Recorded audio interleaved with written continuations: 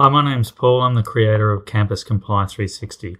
This is a demo video designed for those people that are considering whether it's worthwhile using Campus Comply and want to get a good idea of how the system works and what it can actually do for you. Now, to access Campus Comply360, you just go through the site, which is here, campuscomply360.com, and click on the sign in or sign up button, and that will take you through to the app. It's also recommended that you print out the QR code for Campus Comply360, which makes it easy for people to access it, general users, through their phone, so that they can log in and log out the items. Now, I've taken the liberty to keep the video as short as possible, of creating an account which has some items already checked in and created, and you can access on the dashboard to see exactly what's happening with the items, what's logged in, by just clicking the general items, and it will give you a list of the items, their name, whether they're currently on site or not, so checked in or checked out, and whether they require any maintenance. And it's the same with student kits. Now, the first thing, and the thing that most users, apart from administrators, will come into contact with is checking items in and checking out. So we'll do one of those really quickly. So it's very straightforward. Select the type of event, select the location where you're taking the items from, and then select your items that we're going to take out. So we'll take out 2 or 3 items. And you see the list appear here. And general items, also what happens is only items that are associated with that with the main office location would appear in the drop-down, and also if the item has been checked out or requires maintenance, it will also not appear. So it prevents people from taking out items that the administrator hasn't had time to correct an issue. And we'll take out a couple of student kits. And once you've done that, then you just need to check out the equipment. In this, you also have the capability, if you're an administrator only, to be able to check out items on or check them in on behalf of another user. So once that's done, you'll get returned to the dashboard or the main menu if you're a general user. And what happens with the dashboard is the dashboard gets updated immediately, and currently we have no actions required, and we can see that we have an event there now appearing, which is someone has checked the item out and has a list of the items. Now, when the items come back and we check the items back in, it is a very straightforward process. So if nothing's happened, really all they need to do is click that and click the check-in button to show that all the items are back in, and that's it. Now, in our case, we're going to show what happens with events when things go wrong. So we'll say that we've lost an item. So let's say we've lost the EpiPen and we left it on the bus. And let's say that we also lost one of our student kits, and we also left that on the bus. And you can also, if, for example, you've lost just a medication, not the entire kit, you can put in the individual item as well. Okay, so now we've lost that item. And let's say we've also used the first aid kit. So we can click there and we can select the first aid kit that was checked out, and it will give you a list of the items that should be in the kit. And the user will just be asked to check what items have been used. And once you've done that, checking it back in. Now, what happens is when the software returns to the dashboard, what happens is the fact that we've lost items and had used items triggers a bunch of events. So the administrator, the instant something happens, will be able to see immediately that there need to be some actions taken. And you'll also see with your items here, your first aid items, that now we have some changes in the status also. So you can see it here that we have a first aid kit that has been used and requires maintenance. Okay, so let's go into how these actions are managed.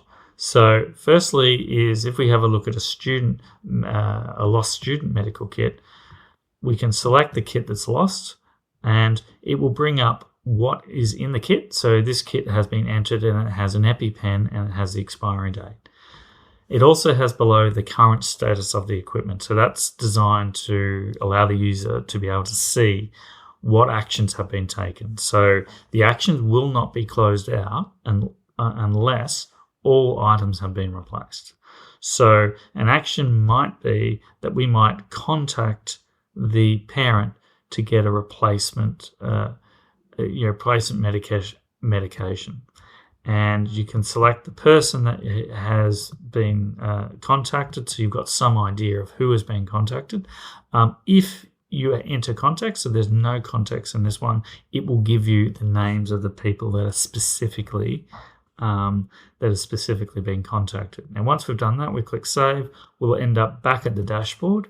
We'll still have that action open because not everything's there, but we just wanted to quickly show you the view entry section allows, for example, if someone is not directly involved but wants to see what's happened with that particular event, that will show all the different things that have been done. So it may be that you might have to ask the parent to provide the medication, they forget about it, or they provide part of the medication. Each one of these events is logged here so that anyone that has access can see if an event is an action is required, what has happened. It'll also tell you here that there is a yes action. So let's now close that action out. So we need to do two things. We need to get a medical plan. So let's say we say received a medical plan, and if we click save, what will happen is you will immediately be asked to update the expiry of that medication plan. So the records for that student will automatically be updated once you enter the information. And again, it still hasn't been checked out because you haven't yet completed all the actions. And you'll see now in the status that we have the medical plan's been replaced, and we need now to get the EpiPen. And let's say the EpiPen has been replaced now. We can click save, and the same thing will happen in that you will be asked to fill in a new expiry date, and that will update and keep everything up to date. And that item will then disappear off the dashboard, and that's how you've dealt with it. For lost items, what happens with lost items is that this lost first aid items is really an alert for the administrator. The item, once the instant it gets is not returned, it's deleted. So this is really just an acknowledgement that you have seen it and you know it's disappeared. And then the last thing in the actions that we'll show you is dealing with a first aid item that is being used. Now, there are many different possible options that could happen here, and there are a list of possible events that you could do. So, for example, you might need to restock the first aid kit. You might also look at you've been reported that information that something's been used, and you look at it and say there's nothing required. So let's say, for example, in this case, we've been reported that the absorbent material and the adhesive sanitary pads have been used from the first aid kit. And so we want to restock that. So we restock that item. Now, what you'll be asked for is that at this point, you'll be asked for what did you restock? And the reason we do that is because it's very common to get inaccurate information from a user that is not directly involved in the management of the first aid equipment. So this allows you to, as you're having to fix up the first aid kit anyway, then you can give the precise information. So if that information turned out to be inaccurate, then you can ignore it, and this is what the system will record. So we might say that the information in this case was accurate, and then we can click save, and then the item will be updated and the item will be returned into service, and the action will disappear. Now, what happens as a result of these losses and that sort of thing is we also want to be able to make it easy for someone to reorder materials, because often there's a lot of things happening and the person that is purchasing these things may not be directly involved in the administration and therefore not be aware of what items. So it does also have a function here to show you all of the things that have been deleted, lost, and therefore the things that you should be reordering for replacement.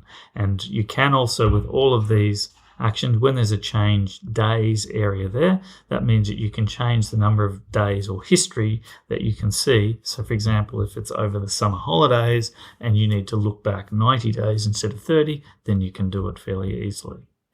Now, the last thing that we'll show you is the auditing process. So another important issue with keeping administrators happy and external auditors happy is doing internal audits. Now, to do that, we can click on the conduct an audit. And there's 3 types of audits that you might be associated with. So you might just do, I'm checking my first aid kits, what's in them, and then, or you might be doing a complete audit of the entire site. So we'll have a look at the complete audit site. So what it will do is it will give you a list of all the items that are in the system at this point in time, and an expiry date, so you can look at that at the same time, check that's correct if you want to.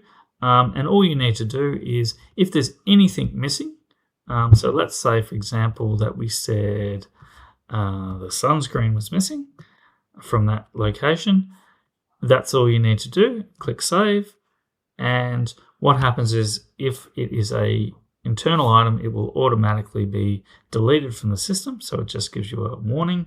And once that's done, then you also then need to check what the items that are in the first aid kit. So for example, we might say all the items that are supposed to be in the kit are there, so we can click Save.